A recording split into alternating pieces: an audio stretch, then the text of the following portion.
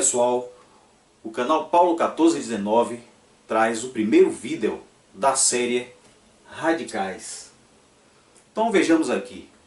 No radical eu tenho o índice, que deve ser um número natural maior que 1, e o radicando, que é um número real. Pode ser um número negativo, um número positivo, zero, um número decimal, uma fração, enfim, um número real. Aqui eu coloquei letras para representar números, porque eu estou generalizando. Ok? Mas depois eu vou dar exemplos vamos ver exemplos com números. Então esse N aqui, ó, esse índice que eu chamei de N, ele tem que ser um número natural maior que 1, porque o menor índice de uma raiz é 2, que é a raiz quadrada, que pode ser escrita assim ou assim. Geralmente se escreve assim. Então, quando eu não tenho nenhum número aqui no lugar do índice, significa que o índice é 2, que é a raiz quadrada. Então, o menor índice é 2. Por isso que eu falei ali que esse N tem que ser um número natural maior que 1. Porque se o N for 1, não existe raiz. O radical some. Então, se eu tenho um índice 3, então aqui é a raiz cúbica. Índice 4, raiz quarta. Índice 5, raiz quinta e assim sucessivamente. Ok, vamos lembrar aqui como funciona o cálculo com raízes. Então, raiz quadrada de 49 é igual a 7, porque 7 elevado ao quadrado é igual a 49. Raiz quarta de 16 é igual a 2, porque 2 elevado à quarta é igual a 16. Raiz quarta de menos 16, vamos ver aqui se é menos 2.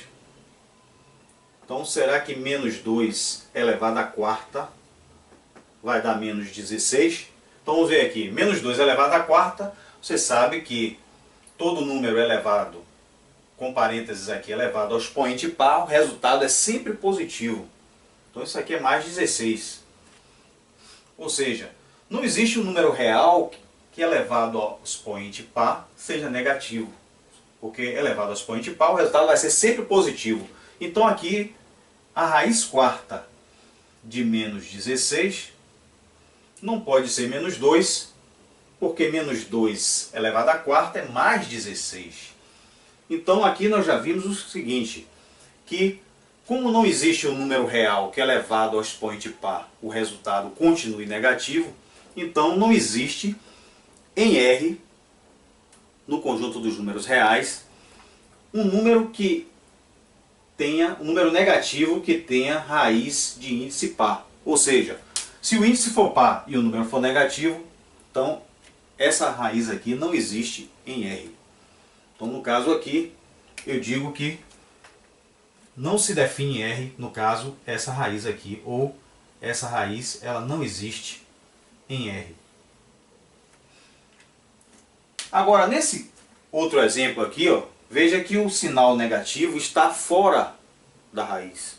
Então, se ele está fora da raiz, é o oposto da raiz quarta de 16.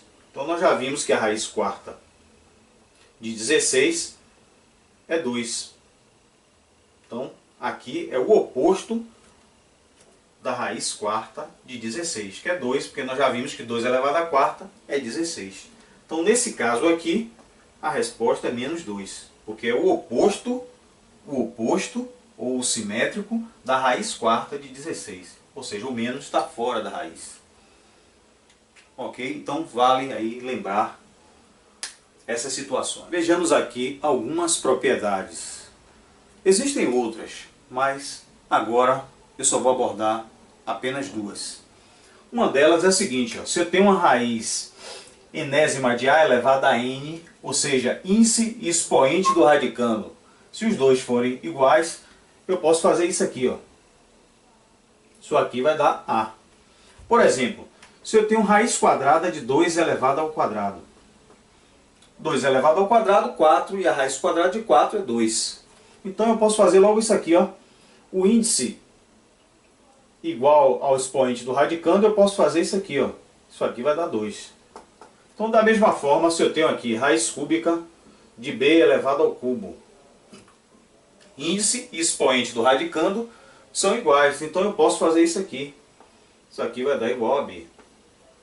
Essa é a primeira propriedade que eu queria chamar a atenção. A segunda, veja que aqui é n e o expoente aqui é m. Eu posso também, a segunda propriedade diz o seguinte, ó, que eu posso obter um radical equivalente dividindo o índice e o expoente do radicando por o mesmo número, que eu vou chamar aqui de P.